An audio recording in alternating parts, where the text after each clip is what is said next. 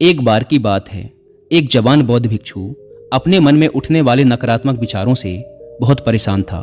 ना चाहते हुए भी उसके मन में तरह तरह के गलत विचार आते रहते। उसका स्वभाव भी काफी चिड़चिड़ा हो गया था। वह बात बात पर गुस्सा हो जाता, दूसरों के प्रति जलन और नफरत की भावना रखता, लोगों की बुराई करता और अपने मन में तरह तरह की नकारात्मक कल्पनाएं करता। वह अपनी इन सब बुरी आदतों से बहुत परेशान हो चुका था। उसने बहुत से तरीके आजमाए, बहुत प्रयास किया अपने अंदर के इन बुरे विचारों को खत्म करने का, लेकिन कोई भी तरीका काम नहीं कर रहा था। अंततः एक दिन परेशान होकर उसने अपने गुरु के पास जाने का निर्णय किया। गुरु एक बहुत ही बुद्धिमान और आत्मज्ञानी व्यक्ति थे। जवान भिक्षु ने गुरु से पूछा, गुरुदेव, मैं अपने मन से इन नकारात्मक विचारों को कैसे खत्म कर सकता हूँ? गुरु ने उत्तर देते हुए कहा, नकारात्मक विचार बादलों की तरह होते हैं जो कि साफ आसमान को धुंधला बना देते हैं। अगर तुम्हें साफ आसमान देखना है तो पहले इन बादलों को हटाना पड़ेगा। ठीक इसी प्रकार अगर तुम अपने दिमाग से नकारात्मक विचारों को खत्म करना चाहते हो तो सबसे पहले तुम्हें इन नकारात्मक विचारों के मूल कारणों को पहचानना और उन्हें नष्ट करना पड़ेगा। जवान भिक्षु को गुरु की यह बात ठीक से समझ नहीं आई तो उसने गुरु से इसे थोड़ा विस्तार से समझाने का आग्रह किया। तब गुरु ने शिष्य को एक कहानी सुनानी शुरू की। एक बार एक व्यक्ति जंगल से गुजर रहा था। तभी उसे रास्ते पर एक सर्प दिखाई पड़ा। सर्प को देखते ही वह व्यक्ति डर गया और वहां से भागने लगा। जैसे ही वह दौड़ा, उसका पैर एक पत्थर से टकरा गया और वह वहीं गिर पड़ा। उसने खुद को बुरी तरह घायल कर लिया था। जब वह उठा और पीछे मुड़कर देखा तो पाया कि वहां कोई सर्प नहीं बल्कि सर्प के आकार की एक लकड़ी थी जो कि रास्ते पर पड़ी हुई थी।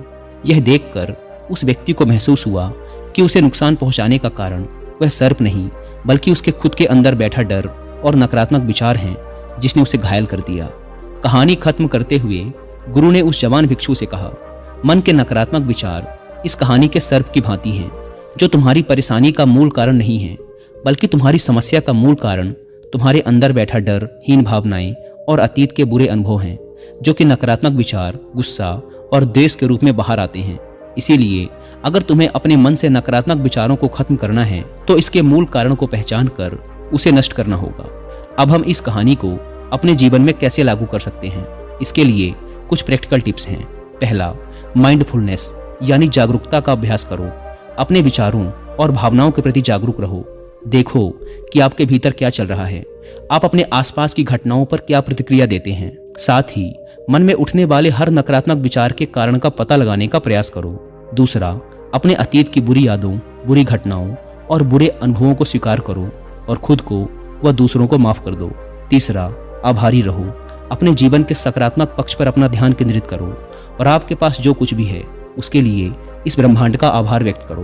आभार व्यक्त करना हमारे नजरिए को सकारात्मक बनाता है और हमारे अंदर से नकारात्मक भावनाओं को खत्म करता है। चौथा, दयालु बनो, खुद के प्रति भी और दूसरों के प्रति भी, क्योंकि नकारात्मक विचार अक्सर अंदर ही अंदर खुद की बुराई और तुलना करने से पैदा होते हैं।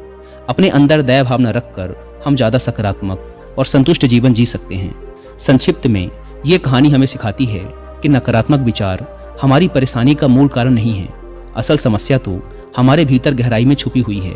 इन विचारों के मूल कारणों को पहचान कर हम इन विचारों को अपने दिमाग से निकालना शुरू कर सकते हैं और एक ज़्यादा खुशहाल व शांति से भरा जीवन जी सकते हैं। याद रहे, कहानी के सर्प की भांति हमारे ज़्यादातर नकारात्मक विचार भी सिर्फ भ्रम मात्र हैं जिन्हें हम अपने मन में पैदा करते रहते हैं।